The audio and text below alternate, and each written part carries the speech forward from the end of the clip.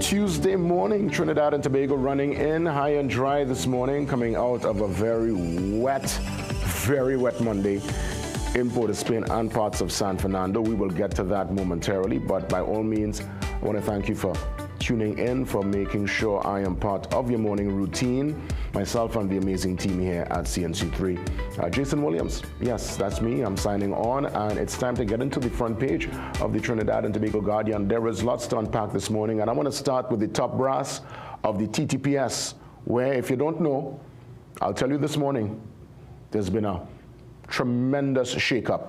The kind of shakeup that will have people asking more questions than the answers, I'm sure. It's going to be more questions than answers. Now, I'm watching here. Firstly, let's deal with the ACP Wayne Meister development. Sent on leave for 16 months. It's a year and 4 months. And I'm trying to figure out who corned Meister Mash, because, again, I mean, we're going... investigations will obviously be ongoing, and I guess we'll do our due diligence to kind of get to the bottom of this. And I probably would give ACP Meister a call myself. We have a good rapport, but this is unprecedented. I mean, unless he had leave inside and they told him, "Here we're going to Meister, take your leave." But we know how these things go, especially when it comes to the public service and when it comes to particularly the top brass of the TTPS. So Meister is sent on leave. All right, take a year off. He could go take a cruise, and by the time Meister come back and he work, he might forget his login. I mean, he'll have to change all his passwords. He might forget he worked. But anyway, so that's given there. I'm seeing there's a shift with DCP Suzette Martin. Let's put it up front page. Let's let everybody see what's happening here. There's a shift also with DCP Junior Benjamin, who was the former acting commissioner, and also DCP Natasha George. A massive shift. Again, Meister sent on 16-month leave. They're saying amid, hear this, amid reported tensions. And that's why I'm asking, you know, who did not toe the line? Because we heard the Homeland Security Minister in a passing out parade talking to, well, the young ones coming into the service. And I'm sure the message was also being sent across the entire, you know, the entire organization, where you don't follow rules and you don't follow what's happening here. This work not for you, basically. I'm paraphrasing. And Meister, who was in charge of the Southland, a man who's no stranger to the TV, you know, one of the, back in the day, a TTPS media ambassador. That's how we knew of Meister. Former Belmont boy like myself. So we have a good rapport, as I mentioned. Every time I see Meister, we have a very respectful exchange. I mean, I am not even sure if he will tell me what's really going on, but nonetheless, I'll still try. And if I'm given the ability, or if he's given me the green light to go ahead and share with you, the audience, as to what's happening behind the scenes, I will. Because this, I'm scratching my head. 16 months leave. Well, you know, in this business, media business, 16 months leave, well, that's it. Best you leave the work, because people will forget you. Yeah, we don't have that kind of... there's not that kind of luxury in this line of work. 16 months leave. The most leave I've ever had in my entire career, and I've been in the business since 1998, was probably 2 weeks. As in 2 weeks continuous. I don't really, I mean, normally when I run away, it's to do a particular assignment overseas, or I have some kind of cultural engagement. But to say I could go somewhere, cock up, rock back, put up my foot, drink a pina colada, and lie down, for 16 months, wow, that's a lot. That's a lot. So again, that story develops on page 5. You can check out the Trinidad and Tobago Guardian and get some more details. I'm watching, obviously, again, via the front page, embattled CMO, Chief Medical Officer, Paris Ram, say, hey, all this talk about me having to stay home and thing and don't come back, I'm reporting to work. And he did that yesterday. He stepped out, and based on his particular role and function, and I guess the job title and all that comes with it, from what I'm seeing on page 8, it's really up to him. He's the one that decides, unless there's some kind of real infraction, which there's not. nobody can really tell Parasram to go home. Yeah, they're saying here, Battle Parasram resumes duties as CMO. Let me give you some details here. The story is on page 8. It says, well, we exclusively reported, as you know, according to sources, days before the end of his vacation leave, Parasram was asked to resign. Now, no reason was given for this request, and efforts to contact the Public Service Commission and the parliamentary secretary there in the ministry were unsuccessful. Now, as a public servant, position issues, well, related to leave and appointments are in the hands of the Director of Public Administration. And they're saying the CMO, here it is, most importantly, the CMO's position does not have a set term limit. And Parasram, the man on screen, could, in theory, folks, Parasram could hold on to his position until retirement. And mind you, he assumed the position in January of 2017. Of course, he was a household name during COVID. Everyone was tuning in, listening to the latest, all the developments, and he was, well, alongside the then Minister of Health, the guys that kind of had us, well, people, you know, I mean, we look back at it and yes, they kept us safe, but I still honestly feel some of them took a little too long to open back the country, and we found ourselves kind of having to play catch up. But that's a different story for a different day. But nonetheless, he is back out on the job, and hey, who vex loss, yes? Who vex loss. Let's move on to another big development, and Gary Griffith will join me after the first break. Our first interview will be touching on this development with our neighbors down south. We heard President Maduro yesterday again making some, I would say, bold statements. He doesn't even call our Prime Minister by name. He calls her that lady. I mean, it's a total breakdown, you know. Even though our Prime Minister says relations are good, right? The ambassador was here 7 days ago with Kijan, was holding on. The Venezuelan ambassador talking about relations good, I guess probably on a surface level. But if we go through the layers, I don't think it's really that good, you know. And I think our relationship with our neighbor, when it comes to trade, well, of course, the flights were suspended. So that's going on until the end of September. We await Carl to give any announcement and tell us what's the latest regarding that.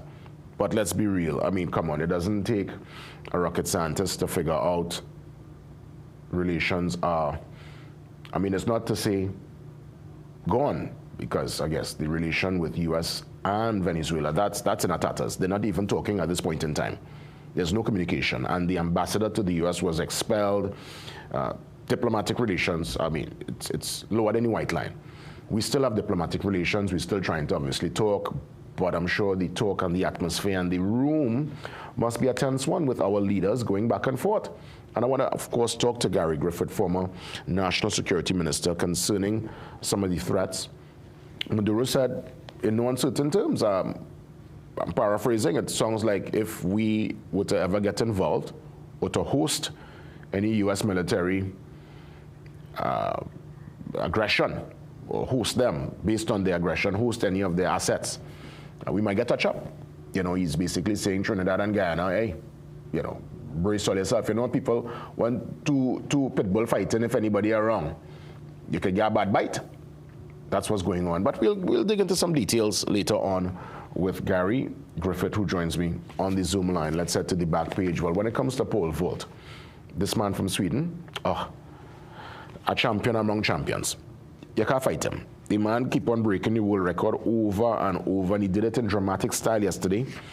Of course, waiting till the very last jump in front of a capacity crowd, 53,000. Bear witness to what I would say is greatness. He keeps on. I mean, I mean, I don't know much about the pole vault sport, to be honest. I mean, I would take it in, but this man here, he is making it. Anybody getting into pole vault now, I know this man would be partly responsible in terms of being able to inspire a generation. So Arman, the Swede, well done. Congrats. What a truly amazing performance coming out of the champs. World-class stuff. And his nickname is Mundo. Yes. And of course, Levi scoring 2 goals over the weekend. I mentioned that yesterday. Kudos there to Levi, Garcia, and Richards. Of course, looking to get into the finals of the 400 for the world champs. Via the brief on this Tuesday morning, well, yesterday's action, lots of traffic wardens. I saw it, traffic wardens, as a matter of fact, all over. We went to Grandy yesterday to do some work for the Get Something and Pave. You'll see the clips with that coming up soon. And all in Grandy, I see, but real wardens on the road. But I recognize it was a nationwide push. And the Transport Ministry renews road safety. And I want to thank the Transport Ministry, the Minister of Transport, and all those responsible for really getting a little more hands-on and having that presence. Obviously, you can't have officers everywhere. But if the presence could curtail some people and help them just ease their enthusiasm, their heavy foot on the road, we give thanks. So kudos to the traffic wardens and all those involved in the exercise. And clearly it's going to be it should be ongoing. Also in full flight, some action there from the Queen's Hall on Saturday. Well done. We take the pause. Gary joins me next. We get into that very important conversation, the relation between TNT and Venezuela, where we are in terms of all this geopolitical gymnastics that's happening in our southern waters. Gary Griffith, he joins me next. See you.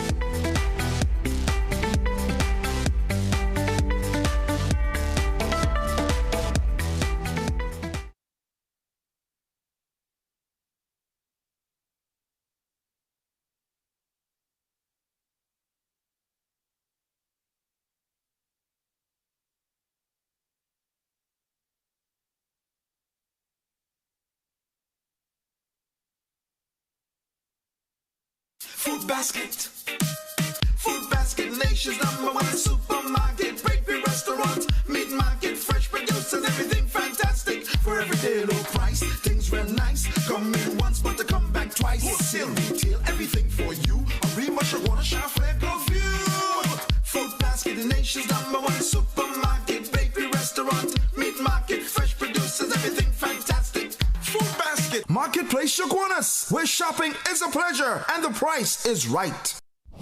At Bagwansing's, Port of Spain and Shogunas, we are committed to providing quality products for all major building projects. Let's build together with rebars and beams, BRC coils and mats, RHS and angles, roofing sheets and purlins, lumber, plywood and MDF. Bagwansing's, building homes, building communities, building TNT for over 60 years. Bagwansing's, Port of Spain and Shogunas, building value every day. Millions of people are attacked by harmful mouth bacteria. The root cause of bad breath, gum problems, cavities, plaque, and tartar. That's why Colgate combined the best science and technology in Colgate Total. Unlike others, its superior formula fights bacteria and creates a powerful protective barrier for up to 24 hours to prevent them from coming back. Take control of your oral health with Colgate Total.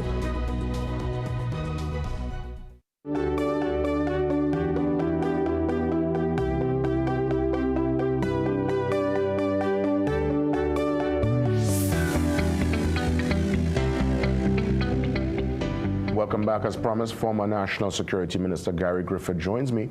No stranger to, of course, the program. Always great to see you, Gary, and I look forward to the perspective. There's lots to unpack this morning because the latest coming out of Venezuela, Presidente Maduro, he is questioning or asking the burning question, who's whispering into our Prime Minister's ears?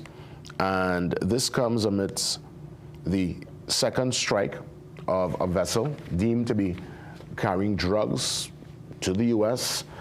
In the open waters here. And, well, we saw footage from that yesterday. And I find myself asking a question, Gary, and I want to put this to you this morning as we get the ball rolling. This is, of course, the footage. I'm sure you would have seen this. Again, blown up in the water, everything dead, gone. It's a wrap. Second time in so many weeks. And we find ourselves at a very interesting intersection where we are trying to balance what I would imagine would be Caribbean solidarity and that Caribbean cohesion. We're trying to balance our relations with the U.S., which at this point in time are still very much good, but also our sovereignty and, I guess, self-determination and safety What an interesting place, Gary, as it pertains to the geopolitical development. How do we maintain this balance and act and stay out of harm's way? Good morning to you, Gary. Welcome.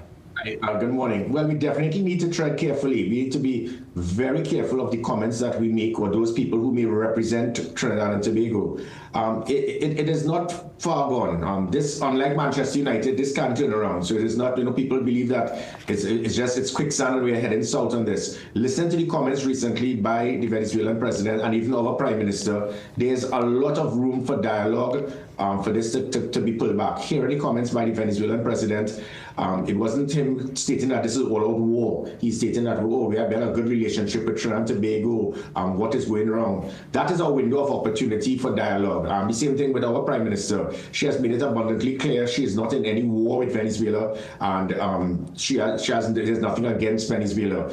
Both parties, however, both countries are looking after the best interests of their own citizens. What people need to understand, and again, what is unfortunate is that many persons are making decisions on this based on politics. You get arguably half the country supported everything the prime minister says, and half of the country attacking the prime minister because they're not supportive of her. That has to stop. We need to be a little cognizant to understand the facts. We need to be very careful of the people, as I said, going back to how I started. People who are speaking, when you make a comment as a government minister, people can perceive that this is the view of the government. There's a junior minister in housing that is speaking more about this matter as if he's James Bond, and he's making some very reckless comments that if this filters back to Venezuela, stating that one U.S. Marine could kill 100 Venezuelans, and we have so much support from our allies, we will rush them here immediately. It doesn't work that way.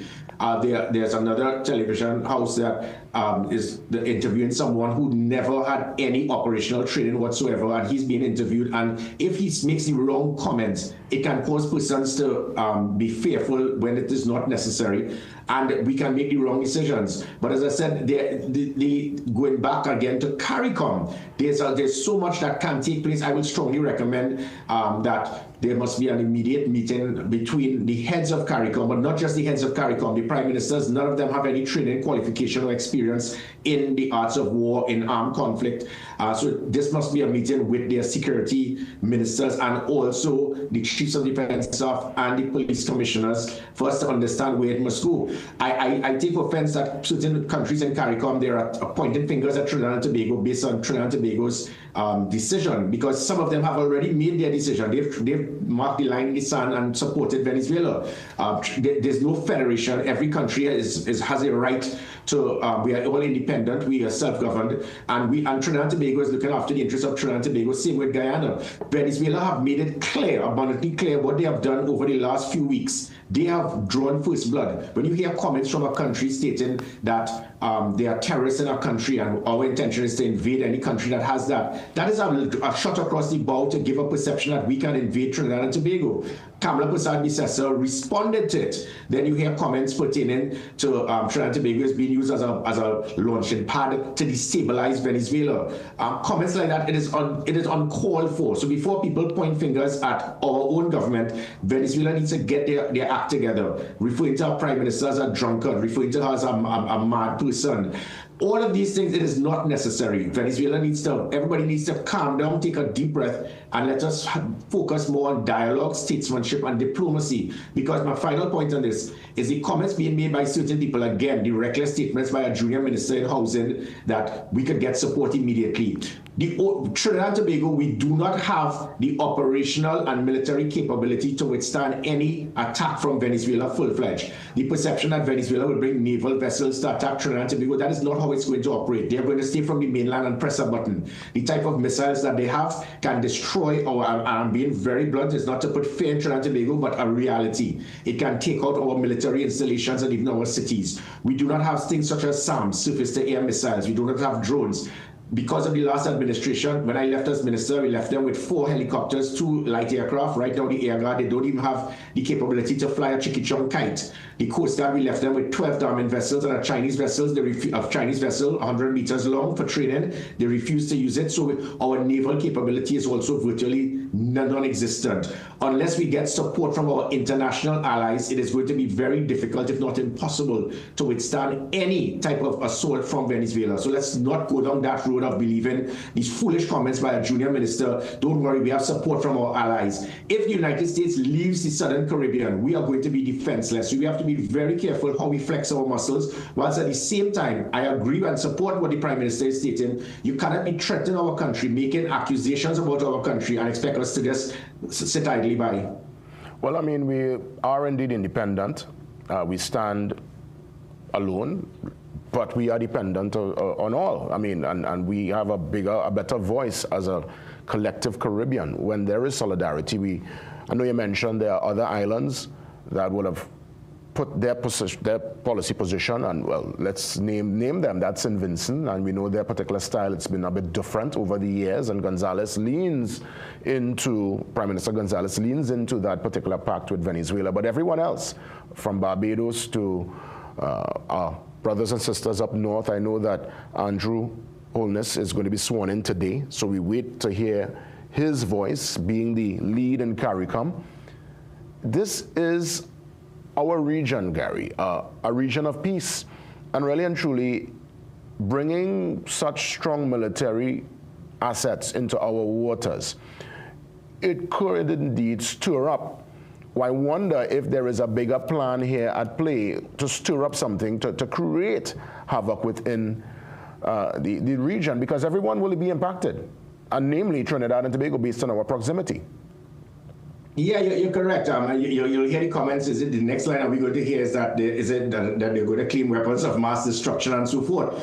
Not our business. This is a matter between Venezuela and the United States. When elephants fight, sometimes only the grass is trampled. We need to tread carefully on this, not to jump into a fight. And next thing, the United States pulls out from the Southern Caribbean, because it's hundreds of millions per month that the U.S. is paying to have these vessels so far down. The United States has something known as SOCOM, the Southern Command. They have worked with Trinidad and Tobago's military for decades, even when I was in the military for 17 years, from CNC3, Caribbean Island Nation Security Conference, CANSEC, Operation Tradewinds, and so forth. And they have been involved in these type of operations. We have been very thankful and appreciative of the support the United States have given us constantly in training, equipment, technology, assets that would have assisted us through whether it was the SSA, the police service, the defense force. Venezuela have never done so. And we have to be very blunt. The only time we have any type of hostile activity by any external force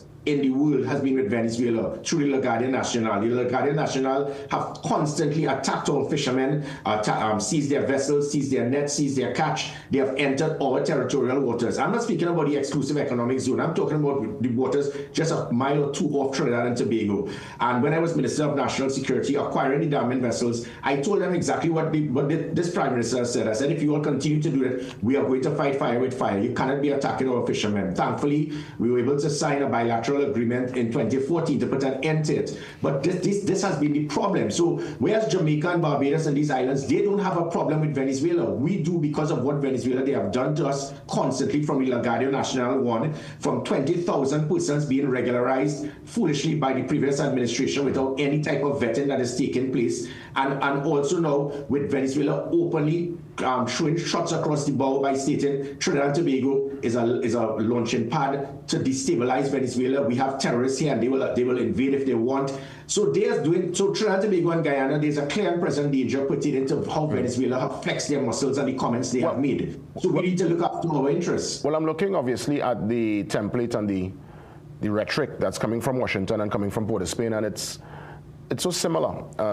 There is that symmetry. There is that almost blueprint, you know, the USA first, make America great again. We're hearing now Trinidad and Tobago first. You're hearing zero tolerance on illegal immigrants. We're seeing what ICE and what they're doing in the US. Similar approach here.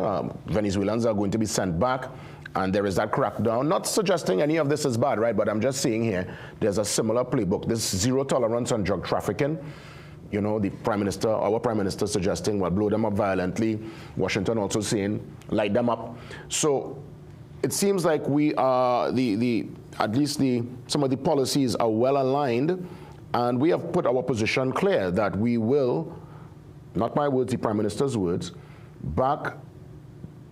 we will help our brothers in Guyana if Venezuela invades Guyana. Now, I haven't heard any of that particular discussions from Venezuela as it pertains to Guyana. We know also they would have had some issues by the border there, and that tried to go through a diplomatic solution with, again, Prime Minister Gonzalez in St. Vincent a couple of years ago. So I guess we wait with bated breath, and I really hope this is just military muscle, it's just a show of force, and it could all calm down, because we're not ready. We're not built, Gary, for any kind of war in our region.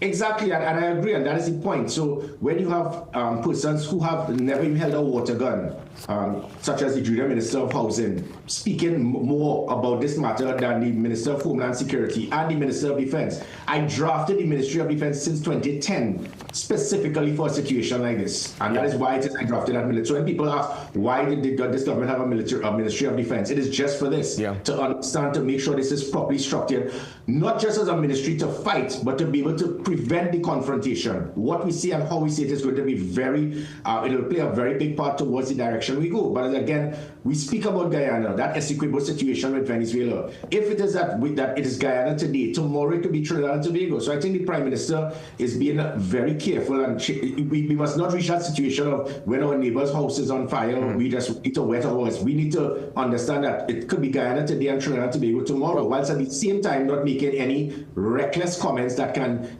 add fuel to the fire. Well, she did say, our Prime Minister did say she's coming in different, Kamala 2.0, definitely a stronger, a more firm Kamala this time around compared to the first tenure. I want to ask you, it would be remiss of me not to ask, I'm watching the front page, I saw this development on the news last evening with the shake-up in the TTPS. More so with ACP Wayne Meister being sent on 16 months leave. When someone is sent on such a long leave, Gary, traditionally what happens there? That is clearly, well, to me, from the outside looking in, it seems like some indication that somebody didn't toe the line and they're being sent to cool off, just make a spin and come back. I don't know, I'm trying to gauge what's happening here. This is a massive shakeup. No, it isn't. It isn't. I mean, let us all stay very calm on this. This is what happens. This is what usually happens. This is no different, to a cabinet reshuffle.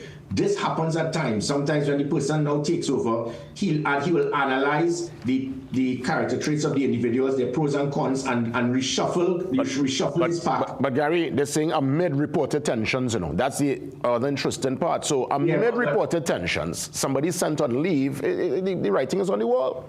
No, I'm speaking about the three DCPs is different to Meister. The Meister situation is something different. I'm talking about the DCPs. But no, the DCPs, okay. Yeah, because I did it on numerous occasions, and when I was trying to find some way that Erla Christopher could be of value, I couldn't, and because she couldn't keep up with my pace, and I spoke to those under my command, is you lead, follow, you get out of the way. Erla Christopher said she needed a break, and I gave, and I made the request for her to go on 2 years leave, and the last administration saw this lady who didn't come in the top 20 for commissioner under experts, and the police service commissioner under Julia Jones saw us to be the best person. It says so much about our system for measuring performance and making people accountable. So I did the same with Erla Christopher. So the present commissioner, he might look at the different personalities and the style of Suzette Martin and Benjamin and George and say, look, let me reshuffle the pack to see if I could improve the performance of the three different bodies, be it administration, intelligence, and operations. So that is not a reason for it to be concerned. That is just changing around that can wake up persons, make them probably more effective in a specific arm rather than administration and operations. Somebody might be more intelligence-driven than administrative. That is not an issue. That happens constantly. But as we wrap things up, I mean, to go on 2 years leave in the case of what you want to do. In the case of Meister, again, let us not. No, but I'm saying, if somebody goes on such a long leave, Gary, by the time they come back, they forget the login. they might forget the work. You have to do training all over again. We have a couple seconds. I'll let you wrap up. Yeah. Quickly, he might have requested it. Let us, because remember, he was on the verge of being appointed as a DCP. Because of all this, he said, look, you see me, let me remove all my leave so that when it's time for me to have the position of DCP, I don't have to worry about that when my time comes. So let us not worry about it. I think the Commissioner of Police, it is his right to reshuffle the pack to ensure maximum efficiency. Well, Gary, as always, a sincere thanks for being here this morning. We'll touch base soon. Take care. Up next, we get into that very important bill that was passed, that conversation concerning the grandparents' citizenship law. Dr. Shane Mohammed to unpack the layers after the break.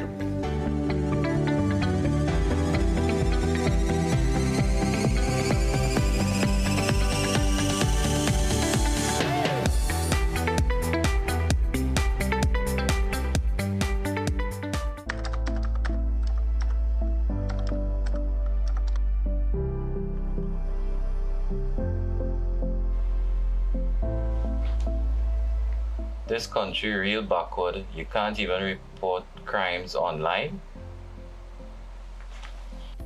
Actually, since 2020, you could report your crimes online. And it's fast, easy, and secure. Let me show you how to do it in just a few simple steps.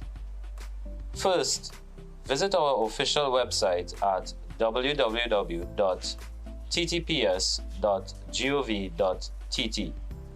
Then, click on Report a Crime, located at the top right corner of the homepage. After which, choose the option that suits your concern. Report a crime or report a suspicious or abandoned vehicle. Next, read the disclaimer, then fill out the form giving all the required information about the incident.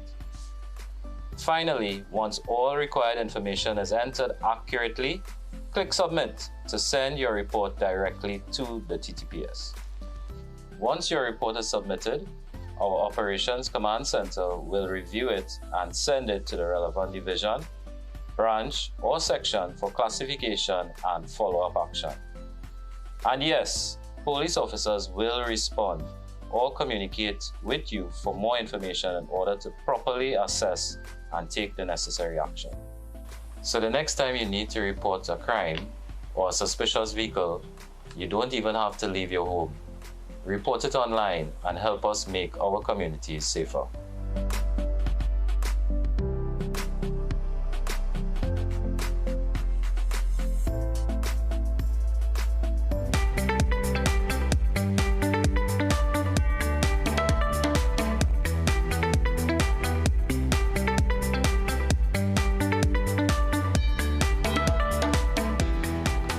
Political analyst Dr. Shane Mohammed joins me on the Zoom line. Always a joy to have Dr. Mohammed on the program.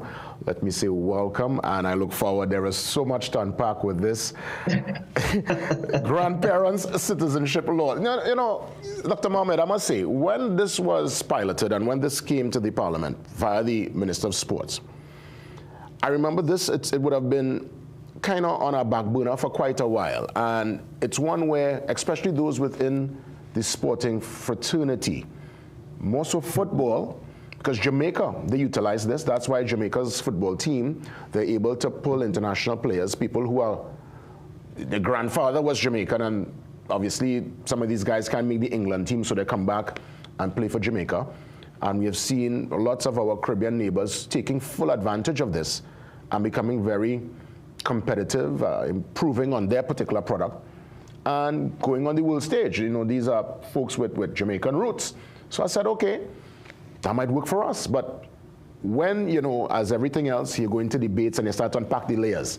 You start to hear talk about voter pardon. This could be used for voter pardon. You start to hear, look there, Dr. Mohammed, it went a whole different direction on Friday, and I'm saying, wow, you know, so I'd love for you to give some perspective. I mean, in theory, is this law, I guess, when we look at the pros and cons, was this really meant to bring that relief, I would imagine, that gives some a wider option when it comes to sports, or you saw the other potential of this law when it first was piloted? Good morning. I actually saw it in the purest form that you saw it in, which was that it was an investment into third generations, whereby it gave Trinidad and Tobago an opportunity in the sporting arena. I mean, when we looked at our performance at the Olympics, especially, I think all of us were very disappointed at our performance, given the fact that we have so many years in which we have the ability to prepare young people, to prepare athletes, to train them, to put them into different arenas where they can be competitive and get that training and, that upper hand as they get ready for the Olympics. And I think when you use the Olympics, and I heard one of the ministers I heard mention our performance at international sporting events, and we have fallen backwards and we're not as competitive, and we still seem to send our athletes who are on the threshold of doing well, and then when they get there, they fall short. So I really and truly did see it as an investment into sport, and something that we needed to do innovatively and legislatively if necessary, until I saw the debate evolve into voter padding. And I see that the opposition is having an issue with clauses 4B and C.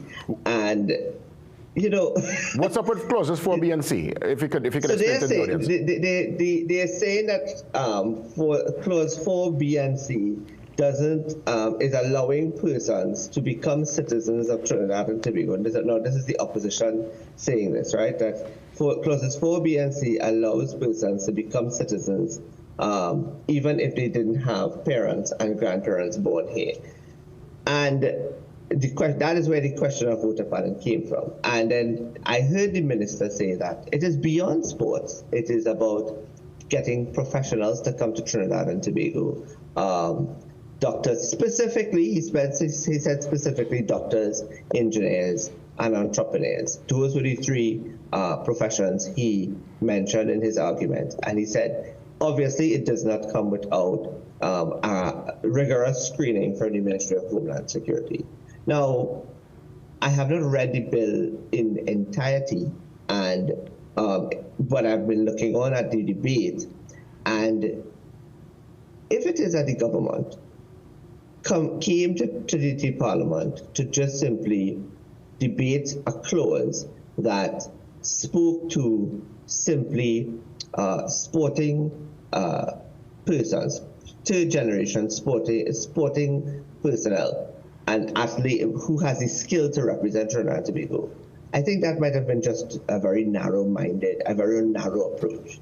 And given the fact that we have persons here in Trinidad and Tobago who have been living and working on work permits for extended periods of time, and who must at some point in time leave the job here, return to their home country, get a stamp on their passport, and then come back to Trinidad and Tobago to resume work. Because that happens with regard to the Cuban doctors, for example, who provide human service. And let's be honest here, they do provide human service, especially in the field of oncology, to Trinidad and Tobago. So opening up that avenue where persons who might be here already working on serving on a work permit, who does not have the parents or grandparent roots here in Trinidad, or who were born here, or whatnot. It's an opportunity for us to actually retain these persons and retain their skill set, their knowledge, their wisdom, and also utilize them in a way that does not require a break in their service, return for a stamp, come back, but allows for them to have sustainable continuity in the profession, as well as contribute in a meaningful way to Trinidad and Tobago, as well as to allow for teaching and learning opportunities regarding their skill set. So the voter padding aspect is a very far-fetched thing, because if we understand young people today, if there's not a genealogical tie to a nation like Trinidad and Tobago, and there's really no interest in Trinidad and Tobago's politics, then that doesn't necessarily mean that they're going to come here to vote, even if they, or have a reason to participate in the electoral process in terms of a voter padding perspective. I mean, we have, our diaspora is very wide and it's very large. Question, in the last general election, did we see an uptick in the amount of persons coming to Trinidad and Tobago to vote in the general election? No, the numbers does not show that. The numbers show, the numbers continue to show a consistency. A decline. Of Trinidad. Yes, decline. exactly. So the voter padding argument, I dismissed it because I didn't, again, I guess, when you have to debate, you have to try to draw different points. But the reality is, I'm happy that this actually went to Parliament because this has been sitting down for quite a while. And I know, especially when it comes to the football, they've been pushing for this for years because Jamaica, Suriname, Curacao, I mean, these are countries. I was going to say Curacao. I mean, these are countries now utilizing, tapping into the diaspora. Lots of players out there in Holland with Surinamese and men who, the grandfather and father from Curacao, and tapping into the team because obviously these guys can't make the Dutch national team, but they're good. So you know what? I play for Curacao, the land of my grandfather. And these countries are doing quite well, and we are being left behind, not suggesting we don't have the talent pool. I think there's lots of talent here, but I think we could expand the capacity once, well, I guess now it's official. I mean, clearly the government, they have the majority. They voted for, opposition voted against. So now we could officially say this is law, Dr. Mohammed? No. What's the next process? What's the next step? The next process is it has to go to the Senate. To the Senate. And that's where, and the Senate requires also a 3/5 majority. So even though, so one of the things we have to take into consideration with our system, the bicameral system, is that even though the government has a 3/5 majority in the House of Representatives, which is what most bills require for constitutional changes, in terms, I mean, there are two sets. We need 3/5, 2/3, 3/4. The big institutional matters require 3/4. But in this instance, whilst it's easy to say, but they got it past the first stage, which is in the House of Representatives, where there is a 3/5 majority. The next step would be to get the independent bench. Again, the independent bench is going to play a role. So the upper house now, the upper house will hold the. Yes. Yes. And the independent bench really is the one that could swing it. So if the independent bench say, you know what, this could potentially be voter padding, we're not on this. It's going to fall down. It's going to fall down. It doesn't pass. Both houses of Parliament must pass the bill in order for it to get presidential assent, and therefore, but we have to I think we have to check the numbers. There isn't a lot. I think it's just 4. I think it's 4 requirements. It's 4 or 5 independent senators. About 4 independent senators to vote in favor with the government in order for the majority to pass. So the thing about it is, we have to be very careful about our need for change, which we voted for as a country collectively. The government, while there are matters that are shaking up a system, that's what we voted for. We voted for change. And I would be disheartened and discouraged. In some instances, I'd be pretty frustrated and angry if a government was given, and something that does not happen often, a second mandate with a constitutional majority, and they didn't use that constitutional majority to make institutional changes to the system that is flawed after 50 years, almost 50 years of republicanism. Yeah. And that's something that we must remember as a state that is very important in order for there to be progress. Understood. And thank you for the perspective. It would be remiss of me not to give you a chance to comment on the geopolitical climate. The temperature is steamy, hot and steamy.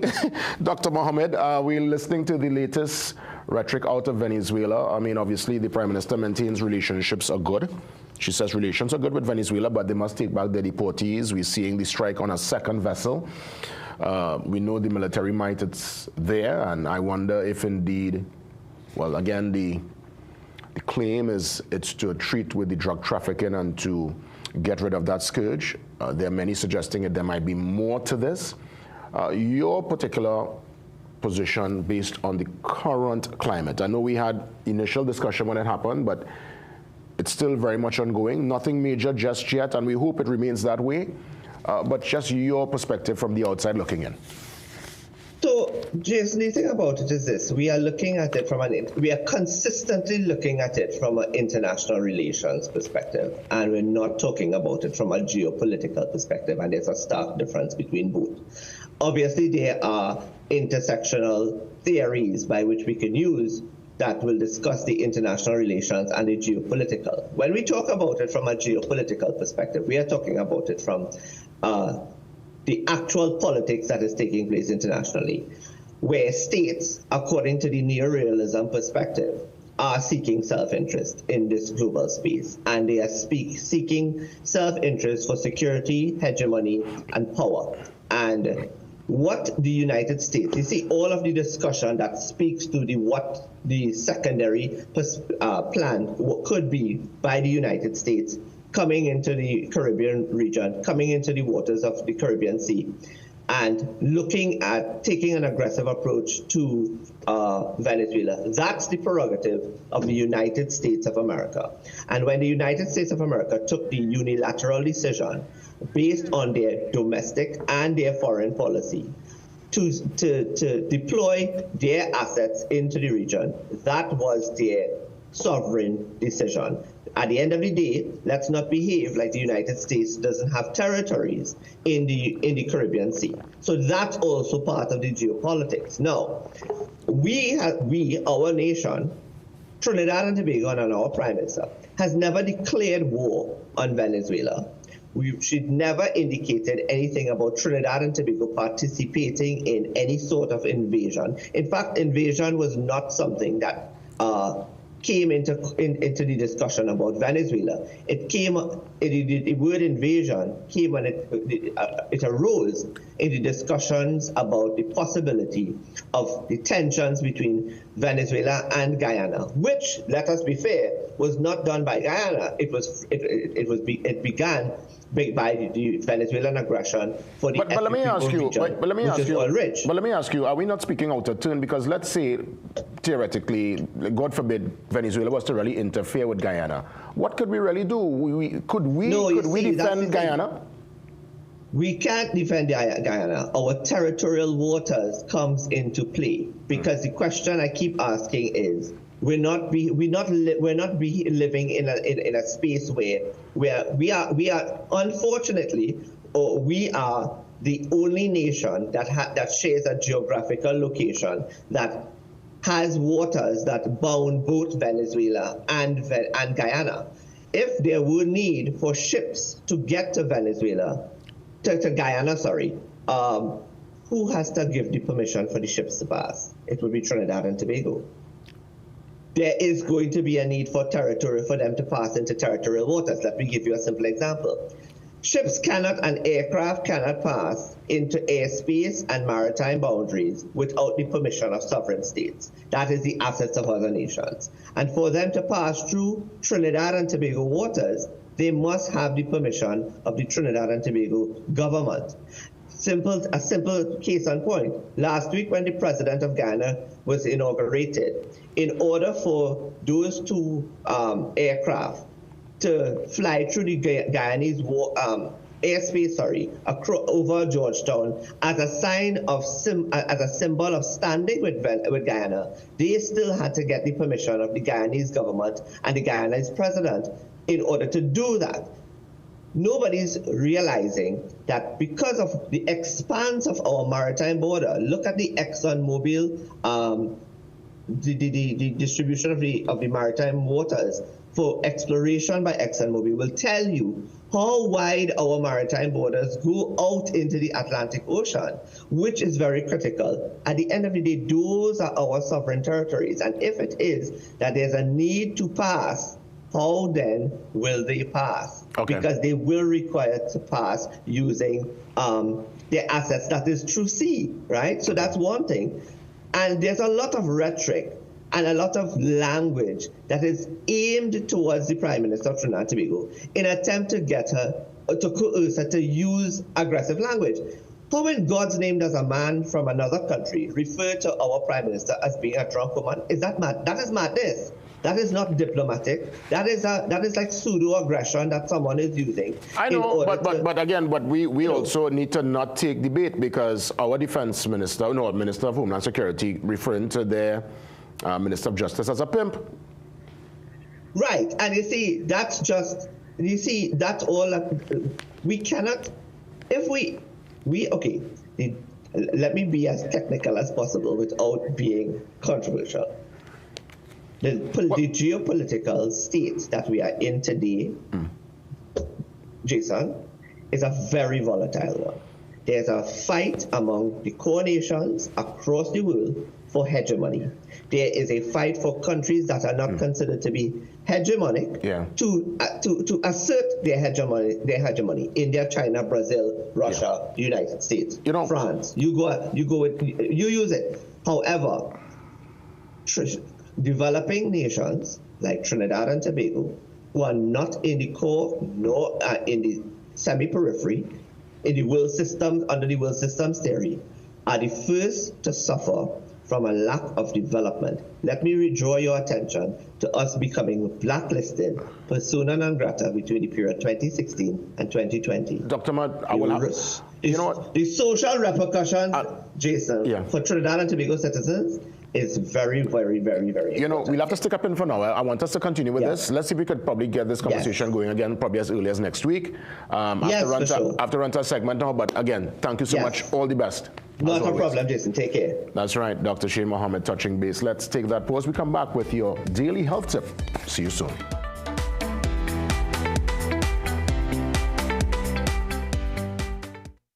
Food basket. Food basket, nation's #1 supermarket. Bakery, restaurant, meat market, fresh producers, everything fantastic. For everyday low price, things real nice. Come in once, but to come back twice. Wholesale, retail, everything for you. A remush, I wanna shop for you. Food basket, the nation's #1 supermarket. Bakery, restaurant, meat market, fresh producers, everything fantastic. Food basket, marketplace Shogunas, where shopping is a pleasure and the price is right. At Bagwansing's Port of Spain and Shogunas, we are committed to providing quality products for all major building projects. Let's build together with rebars and beams, BRC coils and mats, RHS and angles, roofing sheets and purlins, lumber, plywood and MDF. Bagwansing's, building homes, building communities, building TNT for over 60 years. Bagwansing's Port of Spain and Shogunas, building value every day. Millions of people are attacked by harmful mouth bacteria. The root cause of bad breath, gum problems, cavities, plaque, and tartar.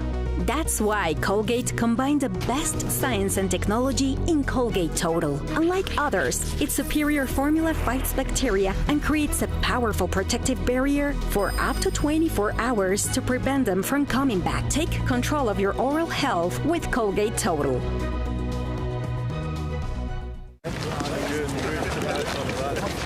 Okay, I see you.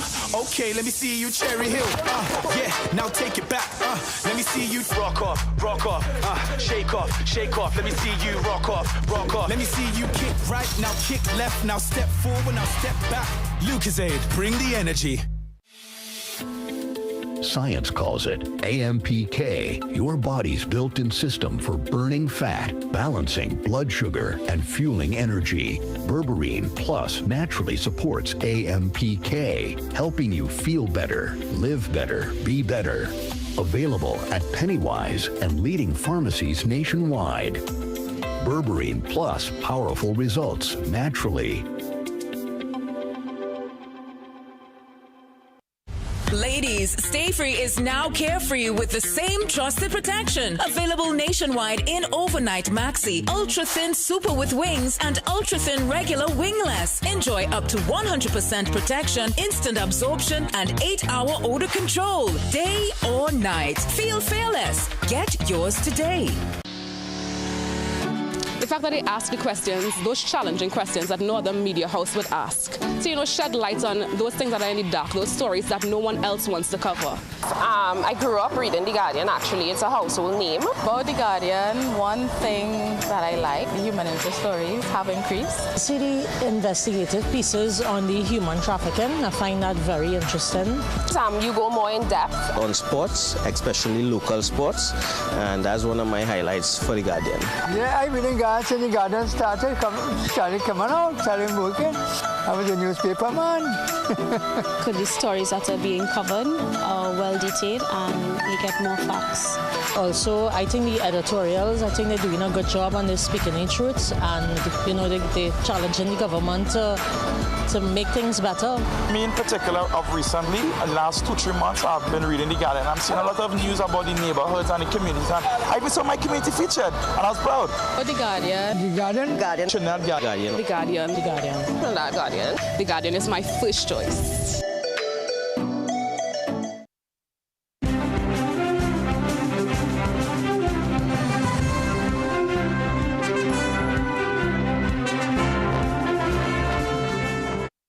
Good morning, I'm Doris Polo with headline news on CNC3 and the TBC Radio Network.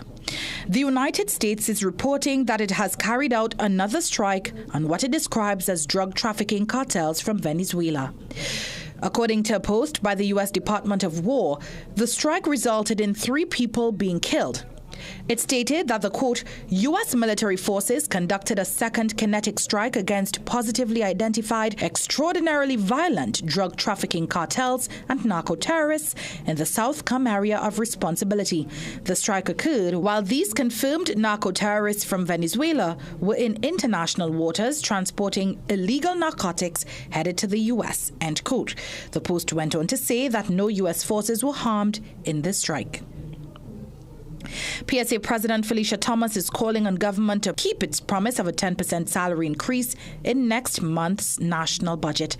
Thomas was speaking after the PSA formally signed a settlement agreement with NIBTT management, ending a long-running legal battle over the 9% salary increase and arrears owed to nearly 950 current and former employees for the 2014-2016 period. 10% is an offer that is totally different to 4%, and we have all the faith that this government, just as they have been honoring their promises thus far, that they will honor the promise of the 10%, and we are looking forward to this year's budget in October. Thomas says that with the settlement signed, the PSA will now withdraw its case from the industrial court. On the issue of job cuts, Thomas condemned the decision to send home workers, including those in URP. Once what's going forward is sustainable jobs, permanent jobs that could afford workers to plan their lives, that is something that the unions will support.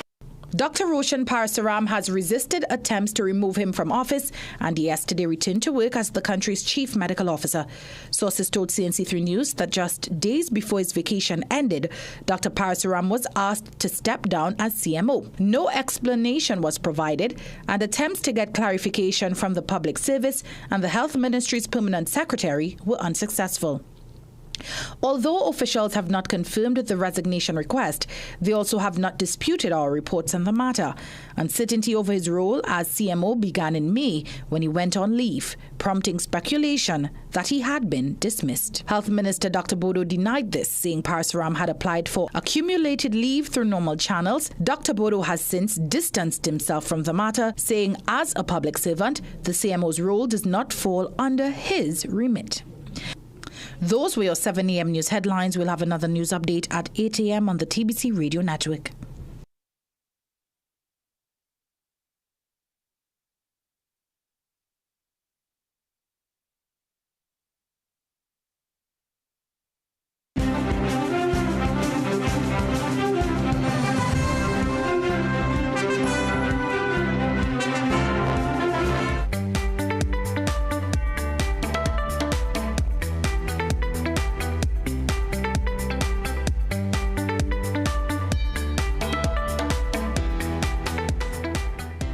Minutes after 7 o'clock on this Tuesday morning, let's check in with our daily health tip.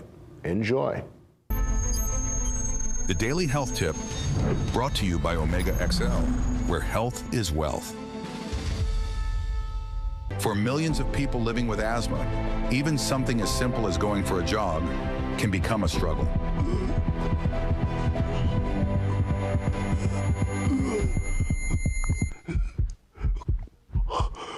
Exercise-induced bronchoconstriction, or EIB, affects up to 90% of asthma sufferers.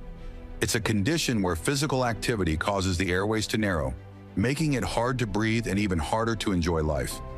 While medications are effective, they sometimes come with side effects, such as rapid heartbeat, shakiness, or tremors, especially with high doses. That's why more and more people are turning to natural options that complement traditional treatments. Omega XL is a powerful natural supplement rich in omega-3 fatty acids, the kind that reduce inflammation, support lung function, and help you breathe easier. Backed by science, Omega XL's unique formula helps to reduce airway inflammation, improve breathing after exercise, lower reliance on asthma medication, and decrease the substances that make breathing harder. The truth is, our modern diets are overloaded with omega-6 fats, which can fuel inflammation. Omega XL helps rebalance that, providing your body with omega-3s from the green-lipped mussel, a source shown to deliver results without the fishy aftertaste or digestive discomfort. One study found that pharmaceutical-grade omega-3 fatty acids significantly reduced airway hyperresponsiveness and the need for medication in athletes with EIB. That's the power of omega-3s, and that's the promise of Omega XL. You shouldn't have to choose between movement and comfort. With Omega XL, you don't have to. Fuel your lungs with nature's anti-inflammatory. Omega XL, available nationwide at your nearest pharmacy, because asthma shouldn't stop your movement. Always consult with a trained medical professional before taking any supplements. The Daily Health Tip, brought to you by Omega XL, where health is wealth. Hey, welcome back. Let's take that pause and we come back and open the lines. Get ready to call 624-8721, 627-8658. Let's touch base.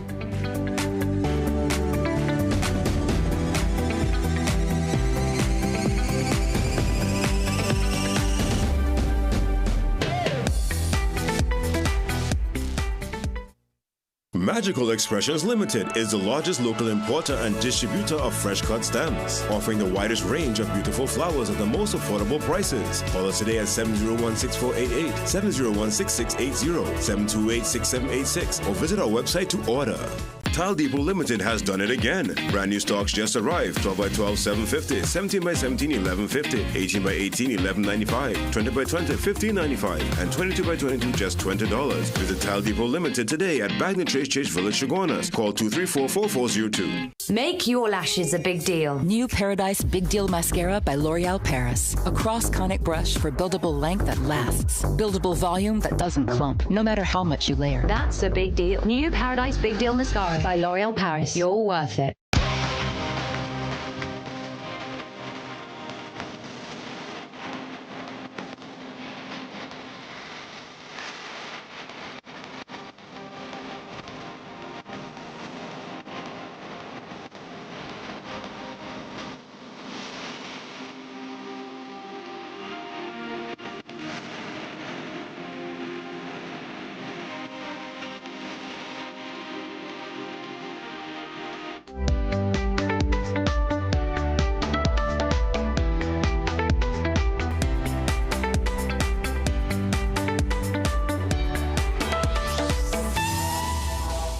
Eight minutes after 7, let's touch base immediately. I think Santa Cruz is on the line standing by. Good morning, Santa Cruz. It's been a minute. Good morning, Jay. I have 3 quick points. The first one is that I want to say that we are a nation in crisis. And the crisis came about because of Kamala Persad-Bissessa's attitude towards Venezuela and her support for the United States of America, and then she was on the papers. When I looked at the interview, she said, no, they're not ready yet to invade Venezuela. Santa Cruz, you don't think that's a bit extreme to say we're in crisis? I mean, nothing happened. I mean, she is the prime minister, I guess. But we in crisis, as long as we understand we're in crisis, then we'll start to prepare, because one of the things you need to understand is that China is in Venezuela, and also you have Russia in Venezuela. because China have the interest to protect, because Venezuela owed China over $112 billion in terms of loan. Could China dare to make sure that the oil, what they get from Venezuela, they do not pay for it, they just deduct it, so they are protecting their own interests. So that any threat to Venezuela from Trinidad and Tobago, you're actually threatening China interests, you're actually threatening Russia, because if you look at what happened in Ukraine, no. It's the correct approach. If we take the correct approach, then we'll be better prepared, because we do not want to wake up one morning and realize the whole carcass and Cedrus gone. Now the next point I'm making is that for the Minister of Homeland Security, threat to the police, senior police officers, I found that was extreme in terms of a Minister of Homeland Security threatening senior police officers. I believe we could use diplomacy in terms of how we deal with issues and how we resolve them, because threat doesn't resolve issues, threat creates bigger problems. All right, Santa Cruz. Also, to the question of the URP workers, the threat, the dangers with the URP workers and the CPAP workers and the reforestation workers, sending them home, it means to say there's a depletion in terms of collecting revenue for the NIS. The NIS revenue will drop in terms of probably $500,000-$600,000 per month. Because as long as you send them so many workers, 40,000 workers, you actually threaten the collection of NIS and health surcharge, which puts us in a more dangerous position. Very dangerous position. So we need... All the best, Santa Cruz. I want to bring somebody else in. I mean, I'm concerned. I wouldn't say crisis just yet, Santa Cruz. I think that's a bit that's a bit strong. You know, yes, the rhetoric, it's out of timing on both sides, but let's hope it's just a military flex and they don't really, you know, engage. Let's head to Tabakit at this point in time. Good morning, Tabakit. Pleasant morning to you, Mr. Jason Williams, and thank you for giving voice to me. Yes. Mr. Williams, you just had the political analyst, which is Dr. Shane Mohammed. Yes. And something he said drew my attention in regards to and sovereign space and waters. Let me say this, and people need to understand this. America does not respect when it comes to sovereignty, airspace, and maritime boundary. Anyway, America wants to go in, they will. You remember what happened last month in Iran when they went in the wee hours of the morning and bomb up where they believe had nuclear weapon with Iran. So we have to understand geopolitics and how America functions. I don't know if you could take your mind back when Mr. Pandey was in power. Yeah, at that time, you remember they had the ship rider agreement. And at that time, we was launching the Piparo Rehab Center where Janet Reno was the then Attorney General of America. So if my memory serves me right, our airspace already belongs to America. And I'm saying this to say, when you had the goodly Dr. Shane Mohammed said where they had to seek permission to use Guyana airspace. People, let's not be disingenuous and hypocritical to the core. America does not respect sovereignty, airspace, maritime boundary. Anyway, America wants to go in, and so William, let me say this before I take my leave. The Caribbean is America's backyard. Let me repeat this to you, Mr. Williams, and we well aware. The Caribbean is America's backyard, and America is not going to allow Russia, China, or any other military forces to come here to set up base in their backyard. And we must understand this. And since I have the mic, let me say this. Now, we just finished with the Guyana election. And it's well aware, every time after election in Guyana, you tend to have destabilization where people fight, people lose their life. And one of the things people not discussing, I hope the goodly Dr. Shane Mohammed, perhaps next time if you could pose this question, whether or not since America have all interest and everything there, that would have been one of the key reasons to they stroll down to the Caribbean seas to protect the interest in Guyana. Tabakit, I want to thank you. I want to thank you, Tabakit. I mean, we want, I mean, if we could probably keep it to 1 point, so we could keep it nice and concise, because obviously we want to get as many calls in. So let's head now to Sawa. Good morning. Good morning, Sawa. Yes, Sawa. Go ahead, man. I'm listening. Yeah, JW. Morning. History. Venezuela is Trinidad big sister. Historically. Yeah. We come from them. This land is Venezuelan land. Good. The same white people, Britain and America, they did the separation. Right? Okay. Secondly, I am calling on this present government. I like some of the initiatives that they have. It's looking good. It's sounding good, except for the 4 mistakes they make already. Stay away from Venezuela sovereign business, please. Stay away from Venezuela sovereign business. Granny, you don't know how much Venezuelan people here, that grandparents from there. You don't know if they group up already in thousands and thousands. Should in case you open our gates here for these white eye to come here to send bombs and rockets across there, you don't know. It would be a free-for-all. It will start from inside here because you will get a retaliation, you know. Yeah. Remember, you have thousands and thousands of the poor people with a small salary out of a job. See about the business here. Leave Venezuela business alone. Thank you, JW, you stay good, brother. Yeah, you too, my brother. Yeah, I mean, when I look at my own family history, my grandmother's mother, which is my great-grandmother, is born and grew in Venezuela, came over to Erie, met my great-grandfather, had my grandmother, who had my mom, who had me. So when lots of us look at our family history and family tree, you'll recognize the connection is very deep.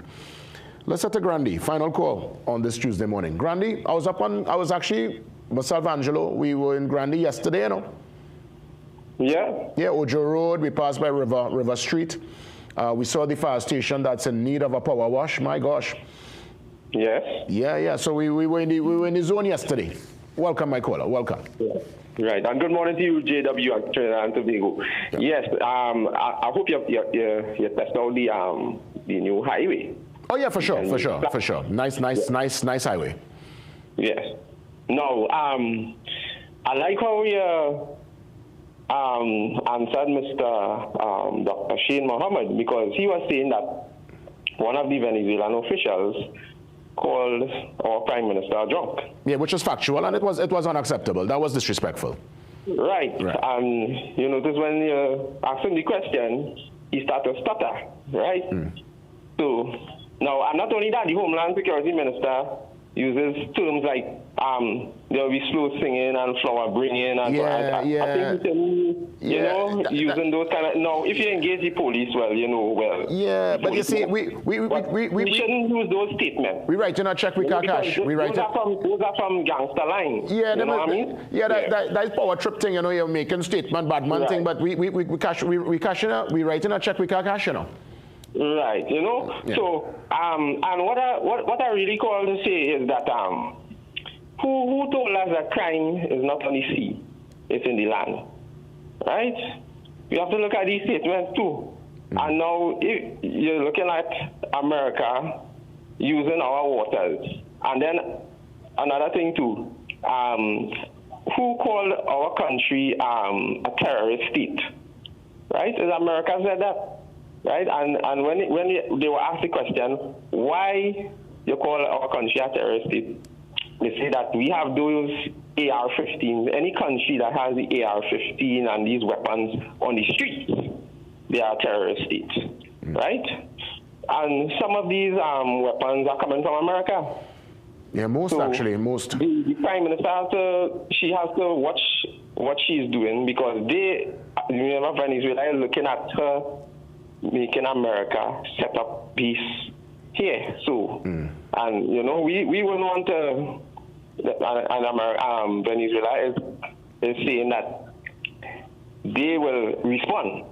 Yeah. And that is what is beating me, Yeah. I'm looking at this seriously. No, it is a serious So that's what I really want to talk about. They have to find a way to take it down. Yeah, okay? Of course. Okay. Yeah. Thanks for that, Jason. Yeah, for allowing your contribution. All the best, man. Yeah, we have to be very mindful of words. Words, as much as it's just words, right? Words, when spoken out of turn, spoken in the wrong room, in the wrong context, they have consequences, and we have to be very careful.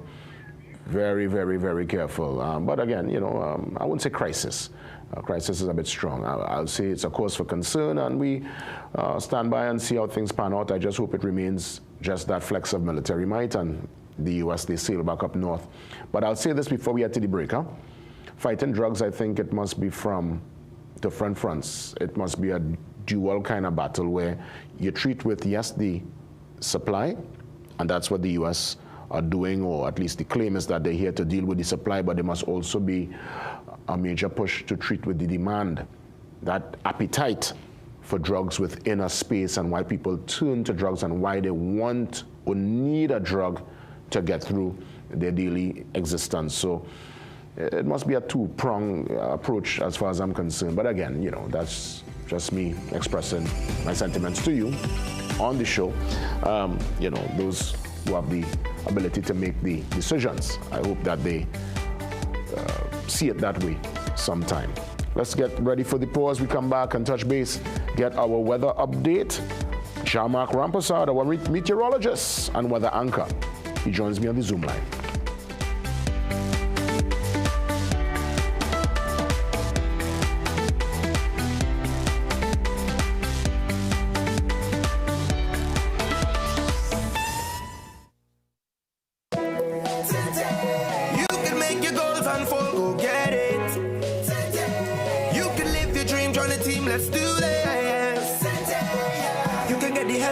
Succeed with Rand Credit Union, you can believe that you can achieve.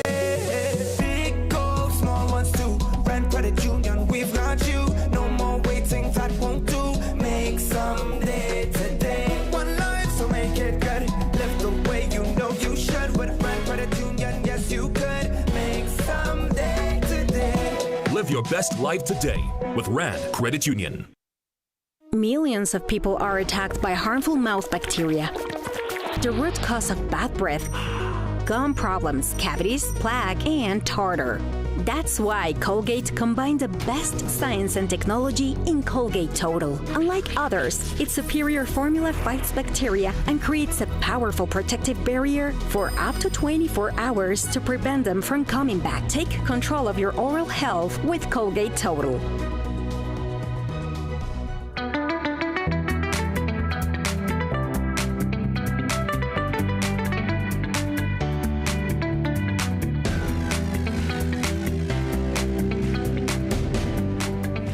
Our hardworking, dedicated, and I must say passionate meteorologist and weather anchor, Jean-Marc.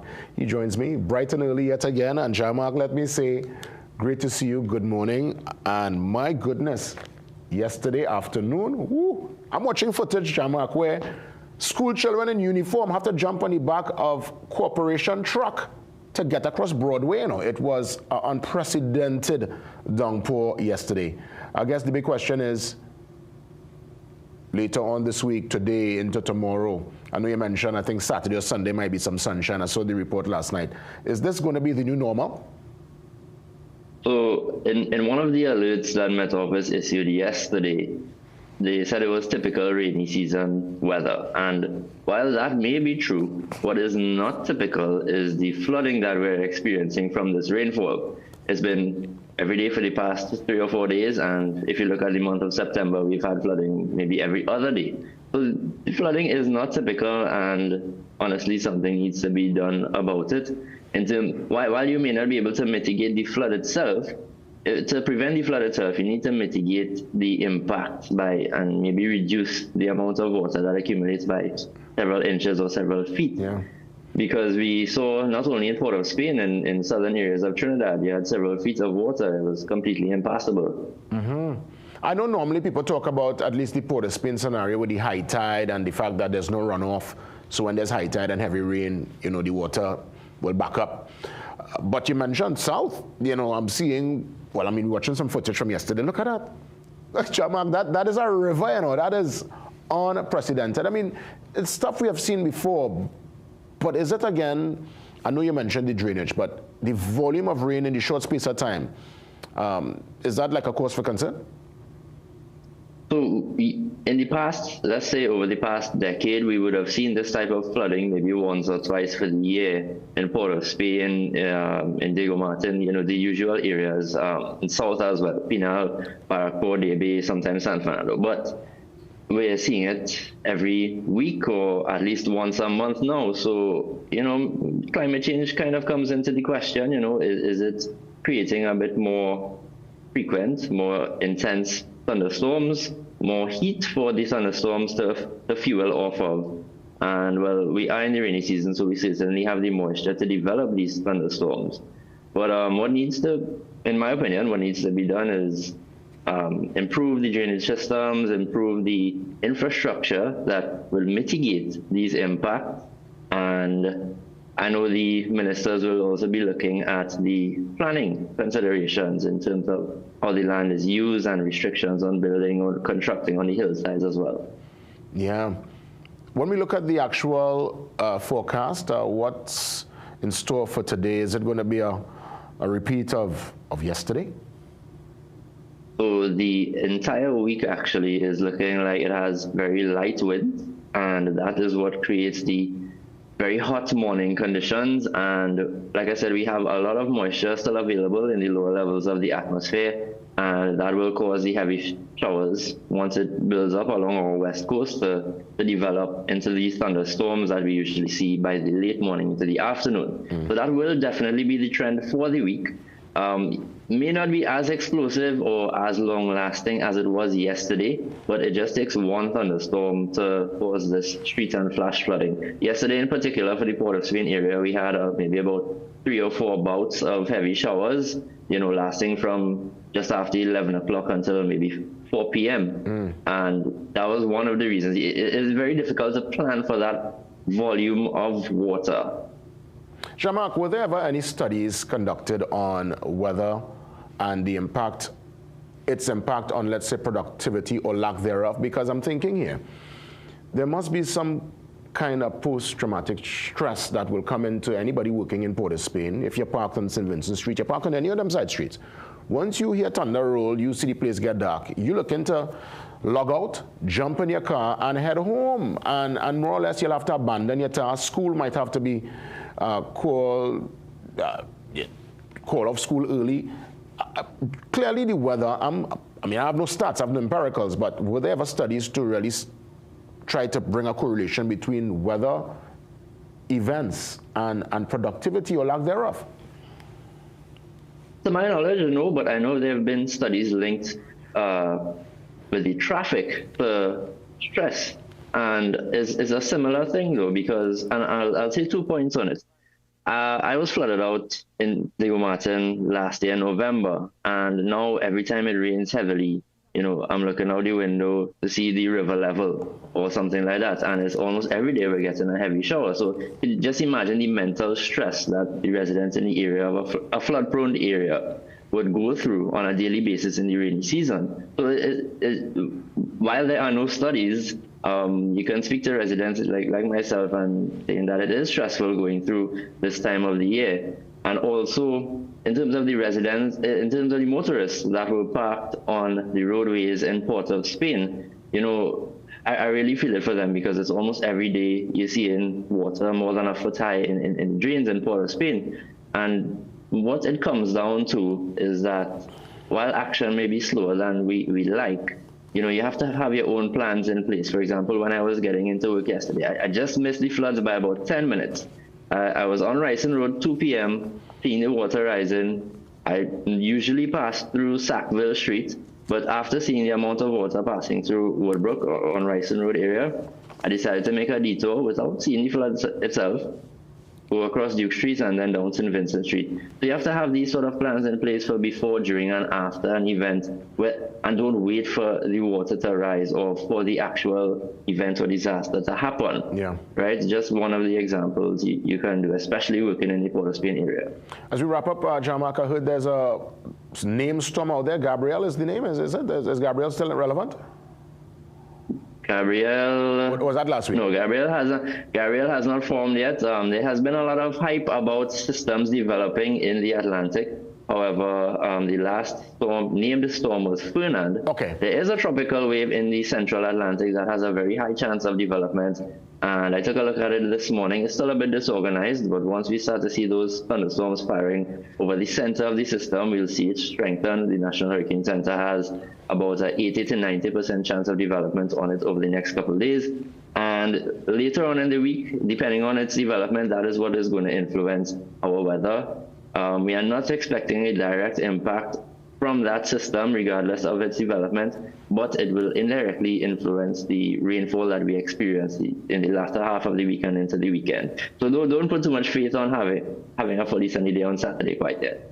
Okay, understood. Well, as always, John Mark, thank you so much for the info, the heads up, and any new developments, feel free. Keep us in the loop. Sure, thank you for having me, Jason. That's right. A man who's very passionate, very dedicated to his craft. Always when you see the man in the office, the man watching the maps, making sense of what he's seeing so he could explain it to us so we could act accordingly. Yeah, it's going to be a wet week. Let's make sure all precautions and at least the game plan is in place to make whatever move once we see the dark clouds and hear the thunder rolling. Jamak, sincere thanks. Dr. LeBlanc, she joins me next. Conversations on Cancer, this and every Tuesday.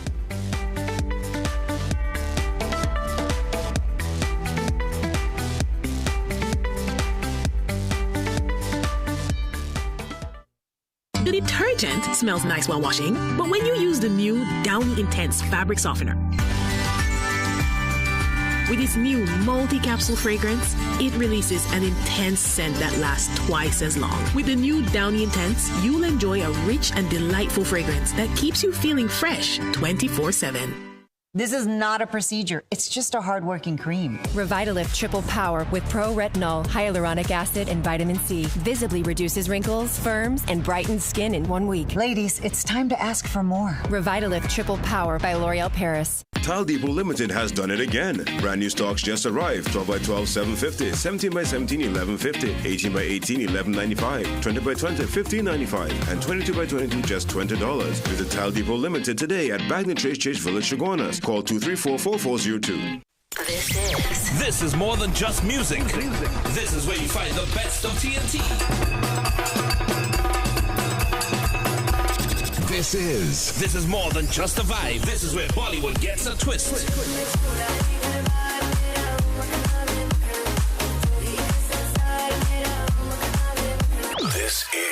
This is more than just energy. This is Bhangra and indie pop too.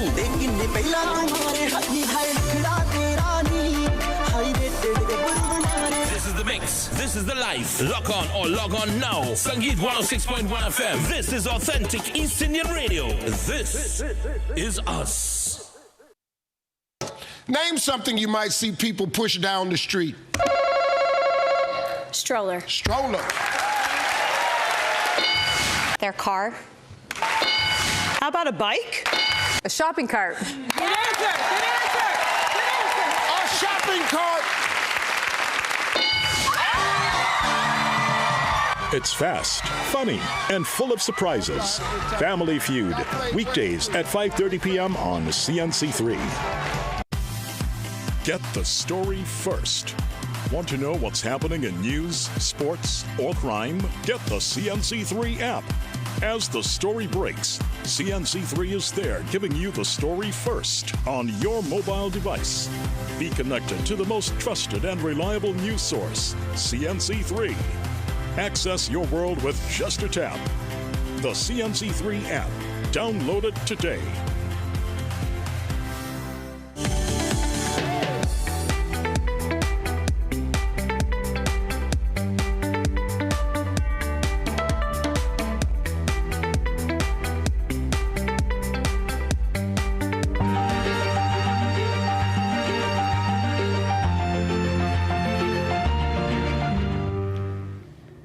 Dr. LeBlanc joins me on set for another impactful conversations on cancer. And as it pertains to, myself, my brothers looking on men's cancer screening, I always go back to that position of listening to your body. These are things and terminologies I would have learned from you, Doc. Listening to your body, being in tune, and moving away from what I would have seen with, let's say, uncles and grandfathers. And well, I never got the opportunity to enjoy or to be around a grandfather. Both passed before I was born. But there's this concept from back in the day that, leave my lemon dead. I check on that and everything is gas. I go drink a tea. I go drink a bush. And it was a kind of more hard man approach, and sometimes if you were to really check on it early, you could have, something, what the little small thing ended up becoming this massive issue could have been resolved. So I'm glad we're having these open conversations and just reminding our brothers out there to do their screening and do their due diligence. Yes, for good to see you, Doc. Great to see you. Morning is good to see you too. I think it feels like it's been forever. Yeah. It's been about 2 weeks. 2 weeks. It was only 2 weeks. So men's health, so important, JW, because as you rightfully said, culturally, our men in the Caribbean have had a very macho attitude, and we're seeing that change. We're seeing where men recognize that yes, they can prevent, yes, they can screen, yes, they can know about their digits and understand that. And while we have a conversation on cancer every Tuesday, it's important for men to understand that yes, cancer is a lifestyle disease, so we want men to understand what they have to screen for when it comes to cancer, specifically the colorectal cancer, because everybody just zones in on prostate. Now, we want to remind you about colorectal or colon cancer, prostate cancer, and lung cancer for those that are smokers. And even breast cancer, they can't really, they screen by making sure they do their physical self-checks when they're in the showers. Based on the empiricals, which one is the most common and the one that impacts men? Prostate is the most common. It impacts men in the Caribbean, regionally and internationally the most. It is the cause of most cancer deaths in men in Trinidad, in the Caribbean, and internationally at this time. So yes, we want to always empower men to get their prostates checked, to understand the signs and symptoms of prostate cancer, of when your prostate may be growing, knowing that a prostate that is getting enlarged does not necessarily equate cancer. Not being afraid of the diagnosis of cancer, not equating it to death, understanding that early detection through screening is what is our true armory and our true weapon and tool, dare I say, for survivorship. And not just, oh God, I made it through, but a contentment, a joyful survivorship that leads you to a better quality of life. What do you think prevents men from sometimes doing that checkup? You think it's a vulnerability issue? You kind of have to let go yourself. I guess sometimes you're afraid of the result. You're not too sure what will come. You have to. Two things people are afraid to do, I realize, in the Caribbean. You're afraid with men, afraid to do a checkup, and you're afraid to do a will. For some reason, if you're going to do your will, you feel you're good and dead. You ever notice that? Well, from the time somebody mentioned will. I'm not a lawyer, but yeah. No, it's real people that do the will. From the time you mention, I will thing, and you want to leave, the people feel like, if you do your will, you come like you're good and dead. Yeah, so I don't know if it's something in our DNA.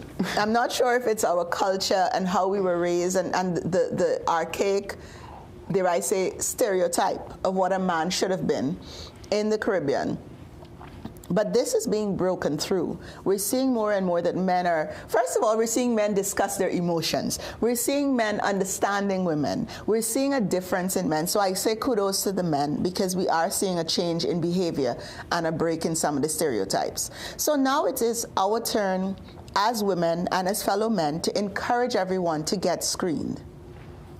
This is so critical because whether we break that stereotype and we say, equality and all of that, the reality is that in our minds still, we think that men are the providers.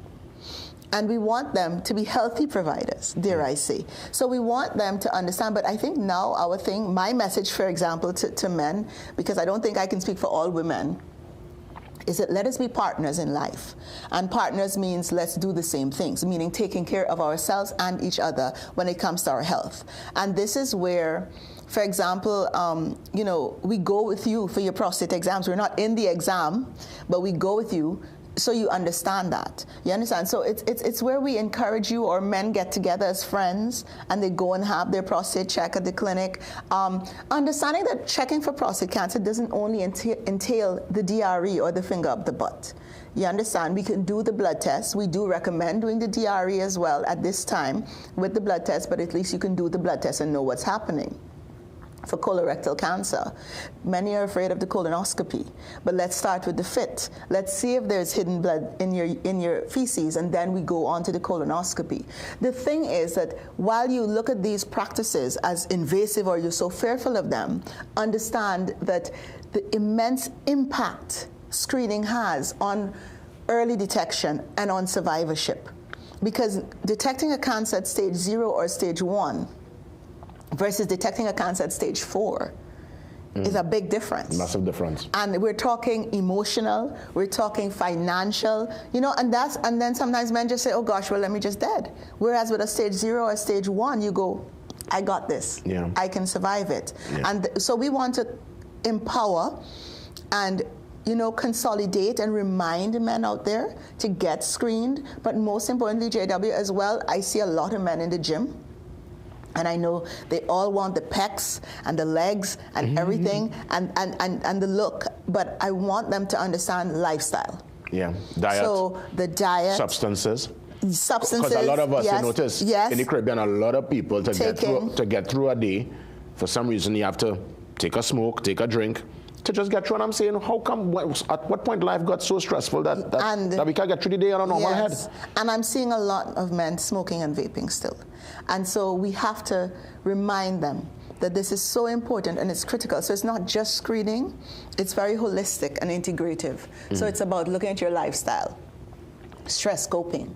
So again, is it that our society has caused men to feel that because they're the so-called providers of society, the stress is on them, and therefore they have to do so much, and therefore they need these substances to get through? You understand? So we have a lot to break through, but we want to, as the Cancer Society, remind them that they're not forgotten, that a diagnosis or a screening test being positive does not equate death. You understand? And I mean, my husband's probably gonna kill me because everybody knows who I'm married to, but he's a definite example of a man who's not afraid to get tested and understand screening and be proactive, because you don't want that stage to be late. You don't want to be caught literally with your pants down, you know, unaware, and then you're like, oh, scrambling. So if you're encouraging the women to go and get checked, then it's time for men to get checked as well. As we wrap things up, you know, going back to that phrase that you always mention, and it's something I learned through you, you know, the whole concept of listening to your body. What are some, and this could be across the full spectrum, I mean, we're not just talking specifically prostate or any particular cancer here, but what are certain signs or certain indications within the body that, you know what, this is probably more than just the gas, or more than just probably a little moment I need to really check up on myself?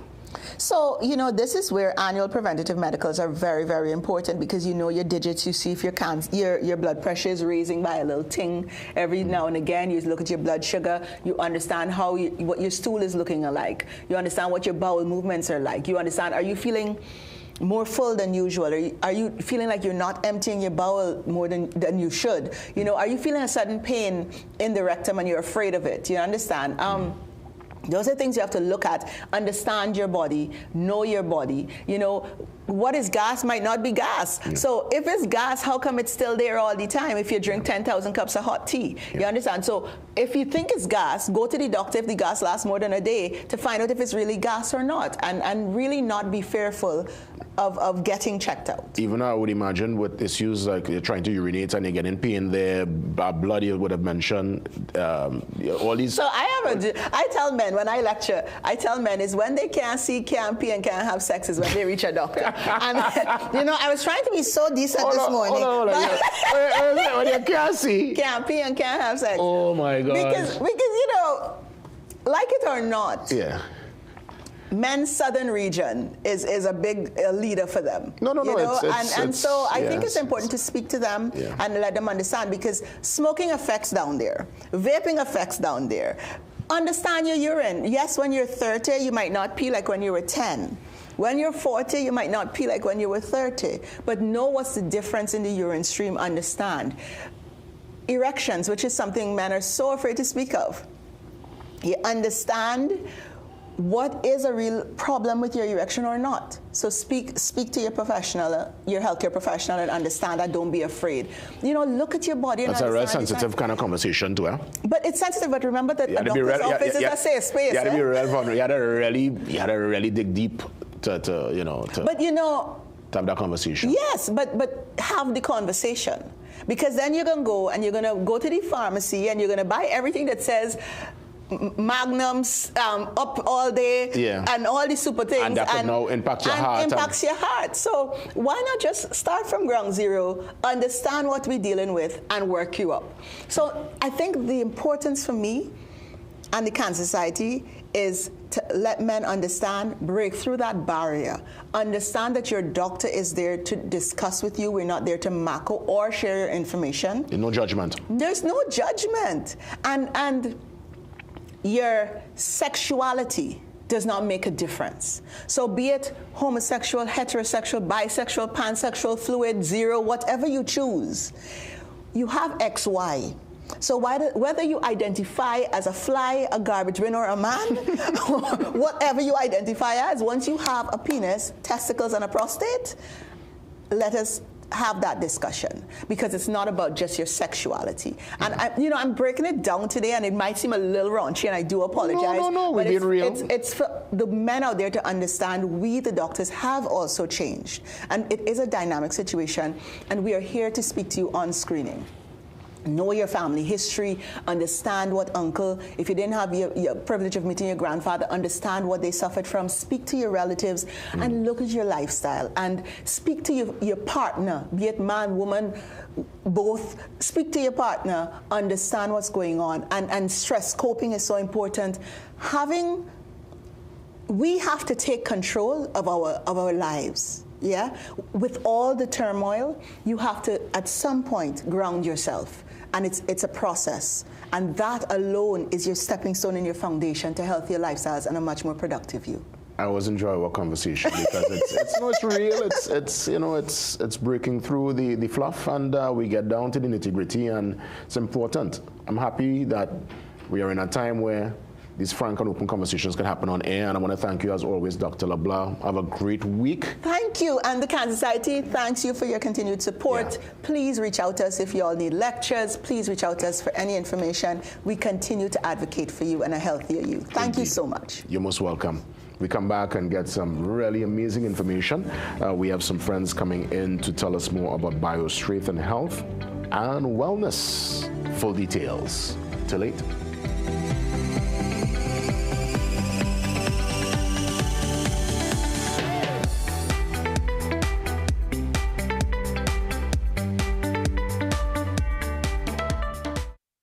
Welcome to ABC Doors and Windows, TNT's #1 destination for the best quality and widest variety of doors and windows. Enhance your space with our premium wooden, steel panels, fiberglass, and steel security doors, complemented by our aluminum, UPVC, and steel windows. Shop for the best quality and service at ABC Doors and Windows. Visit our impressive showroom at 1 Chancatrace, El Socorro South, or call 638-7184 to get started. Trust ABC for a better choice.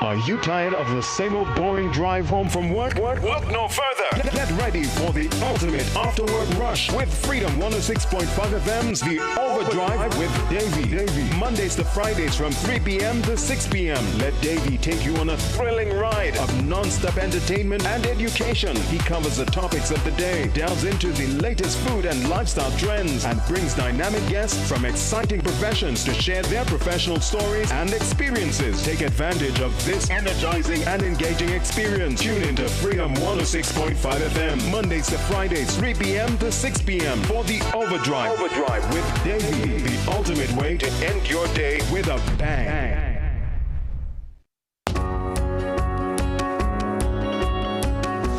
Each day I ask myself, how can our country be better than it was yesterday? We all hope for a better society, but not many understand the power of their influence to change the world around them. A small act of kindness holds as much power as a camera, a mic, or even a seat in the parliament when it comes to achieving societal development.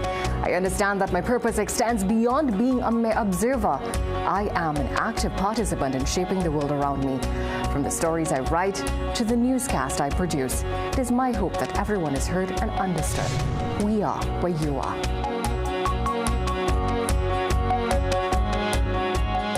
And we go to Sunday dinner at our mother-in-law's house every Sunday. At your mother-in-law's? Yes, every Sunday. So what's your favorite thing? Our favorite thing. Are you ready? Let me guess. Yeah. Y'all ready for this? Hang on, it's gonna be delicious. You bet. What is it? It's a Steve sandwich! Don't miss the fun and laughter on Family Feud. Weekdays at 5:30 p.m. only on CNC3.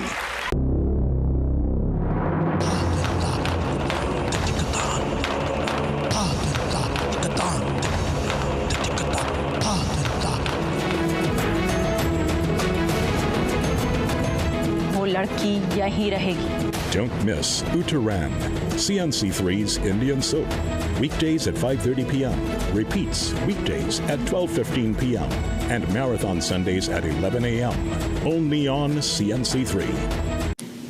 Some of us like to test limits, but there won't always be second chances.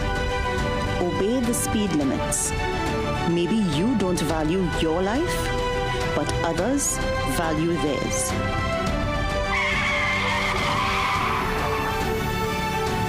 A message from the TTPS. All filmmakers, producers, content creators, influencers, and recording artists. If you're looking to rent a versatile studio space with green screen, video wall, cyclorama, and more, look no further. GM Labs is here to make your dreams a reality. Located in the heart of Port of Spain on St. Vincent Street, GM Labs is your one-stop shop for all your creative needs with over 2,800 square feet to work with. Take your creative concept to the final product at GM Labs. Give us a call or WhatsApp or message us on our Instagram and Facebook pages at GM Labs TT.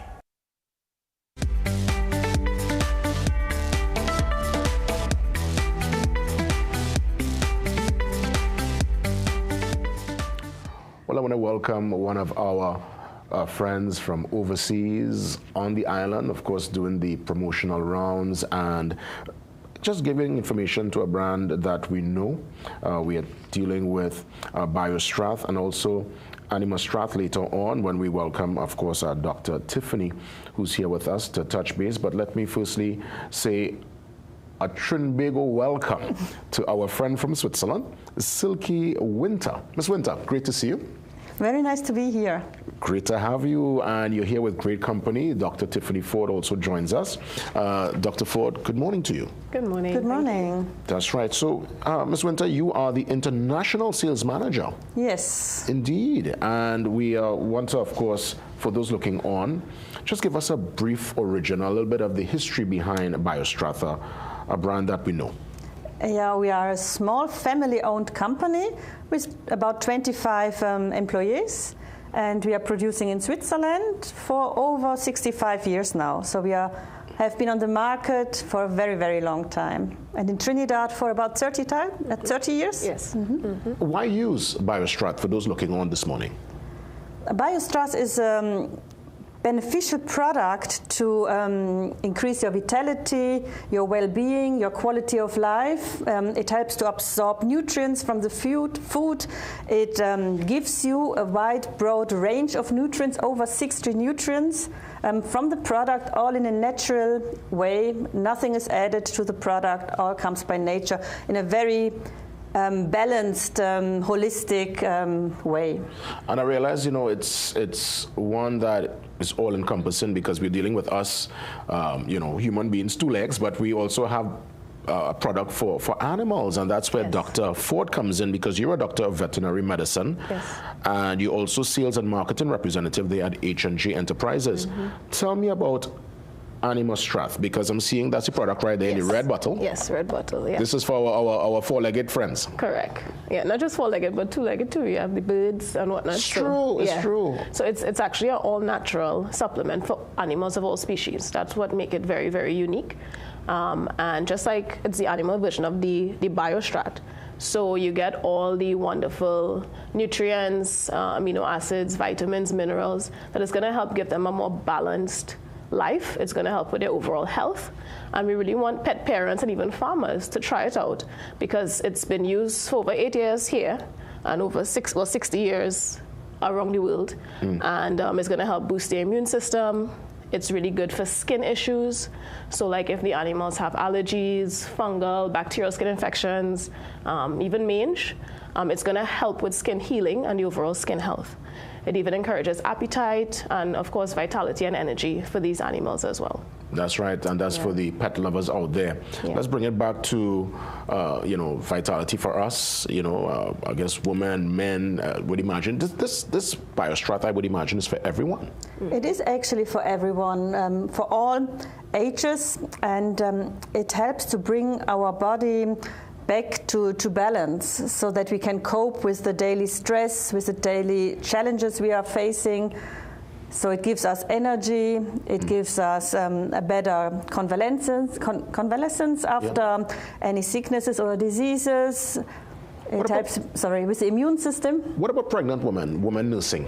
Of course. I mean, if a woman is nursing, even the baby can benefit, because through the milk, all the vital substances are going directly to the baby. So, and especially during lactation and pregnancy, a lot of women are very tired from the changes in the body. And our product gives, in a very natural way, more energy and vitality. How long should someone use the BioStrat? The best would be always, of course. So when you think that the product is helping to absorb also nutrients from the food and providing nutrients on a daily basis, so this is what we are actually needing every day. So when you start with the product, you can do maybe 1 month or 2 months. You will feel it maybe after 1 week, 10 days. However, to maintain a good state, always take it always. Fantastic. Add it to your diet. Oh, for sure. Let me bring Dr. Ford in again as we look to wrap things up as to where we can find it in Trinidad and Tobago in terms of the product. So as regards the BioStrat, really pretty much any pharmacy in Trinidad and Tobago has it. And we have different sizes. So we have the liquid as well as the tablets. And then recently we launched BioStrat Zinc. So this is all the goodness of BioStrat in addition with added zinc in it. And well, we know zinc is really good for the flus, the colds, the viruses going around. School just opened, so the flus will be going around. And children will get it, give it to their parents. So we really want persons to try it out. What BioStrat does is that it boosts the absorption of zinc in the gut almost tenfold. So it's going to be really good for persons who might be in a position to get these colds and flus. Also, the Animostrat you can get in most pet stores and vet clinics in Trinidad and Tobago. That's right. So the pet stores, clinics, pet clinics for the Animostrat, and in your leading pharmacies for the BioStrat. Correct. As always, as we wrap things up, I'll let you have the final say, Ms. Winter. You have the closing remarks. You could wish the nation well. You could just take us out in style. Of course, I wish the nation well. And I also wish that a lot of people benefit from our product. Coming from the nature, giving vitality, energy, and a very good immune system. Coming from Switzerland with love. That's right, from Switzerland with lots and lots of love, and I want you to enjoy the rest of your time here. Safe travels. I know you're doing your world blitz, as it were, and thank you for being here this morning with us. And to you, Dr. Ford, well done in terms of, again, speaking directly to the animal lovers, letting them know that there is indeed a product there for them also. So, ladies, all the best. Thank you. Yes, and with that, we make our exit. God spare and back for more tomorrow. Until then, it's been an amazing journey as always. Thank you so much for allowing me to be part of your morning, and have yourself a safe and productive day, TNT. All the best.